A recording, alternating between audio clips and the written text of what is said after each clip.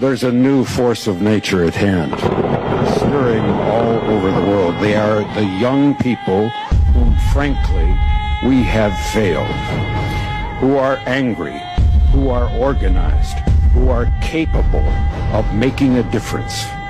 They are a moral army. And the most important thing that we can do for them is to get the hell out of their way. Honorable delegates, heads of state, leaders of nations, distinguished representatives of peoples great and small, I greet you not as a career diplomat, nor as a man bred for banquet halls and handshakes. I do not come to you speaking the rehearsed language of polished politics. I come to you as a soldier of my people, as a guardian of a wounded land, as a son of a continent that has carried the cross of the world, yet has never worn its crown. My name is Captain Ibrahim Traore, President of Burkina Faso, and today I speak not only for the 22 million souls in my nation, but for a continent whose stories have been twisted, whose pain has been ignored, and whose dignity has been repeatedly auctioned off at the altar of foreign interests. Africa is not Tobago. Africa is not a battlefield. Africa is not your experiment, your puppet, your warehouse of raw materials. Africa is rising not to kneel, but to stand. And today I say before this great assembly of nations, Africa will not kneel, one on the false generosity of global politics. For decades you have sent us aid with one hand while extracting our lifeblood with the other. You build wells in our villages while your corporations drain our rivers. You donate vaccines, yet patent the cures. You speak of climate action, yet continue to fund the very forces that burn our forests and dry our lakes. What kind of generosity is this? The kind that feeds the mouth but silences the voice. The kind that keeps a man alive just enough to keep him dependent. We are not blind to this hypocrisy.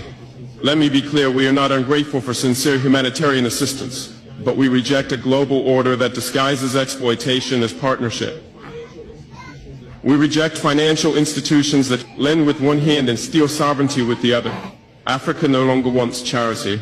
We want justice.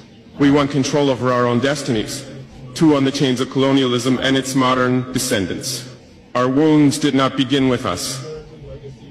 They were inherited legacies of an empire-building madness that saw us not as humans, but chiefs, as cargo labor tools. My ancestors were not consulted when maps were drawn with rulers and compasses in Berlin. The borders of Burkina Faso, like those of many African nations, were not carved by our ancestors, but by men who had never stepped foot on our soil, who knew nothing about languages, our tribes, or our spirits. Today, colonialism has a new face. It wears suits, it hosts forums, it signs contracts in Geneva and Paris and Washington. But it still takes without consent, it still dictates instead of dialogues, it still silences instead of listening. If you want to talk about peace, then let's begin by unlearning the arrogance that peace is something only you can teach us. 3. On resource exploitation and the myth of development. They call us developing as if the theft of centuries did not set us back, as if the gold from our lands, the diamonds from our rivers, the oil beneath our feet did not build the very skyscrapers in which this assembly sits. Let us speak plainly. Burkina Faso is rich, Africa is rich. Rich in minerals and culture and wisdom and youth. But you have taught us to measure richness in GDP and export value. You call it development when a foreign company owns 90% of a gold mine on our land. You call it progress when your security forces guard cobalt mines but not our children's schools. That is not progress, that is piracy with legal documents. From now on we will define development on our own terms. Development that puts children in classrooms, not minerals on cargo ships. Development that respects the land, the people, and the soul of a nation. 4. On sovereignty and interference. Why is it that when an African nation makes independent choices, we are called unstable? Why is it that when we seek military cooperation outside the colonial sphere, we are labeled a threat? Burkina Faso has chosen to walk a path of sovereignty that is not a threat to peace. It is a declaration of adulthood. We are no longer under your guardianship. We are no longer your junior partners in diplomacy. We are a free people. If a nation chooses partners that respect it rather than exploit it, that is not rebellion. That is wisdom. Let it be known, no foreign power will dictate the alliances of Burkina Faso. We will build relations based on mutual respect, not historical guilt or present-day intimidation.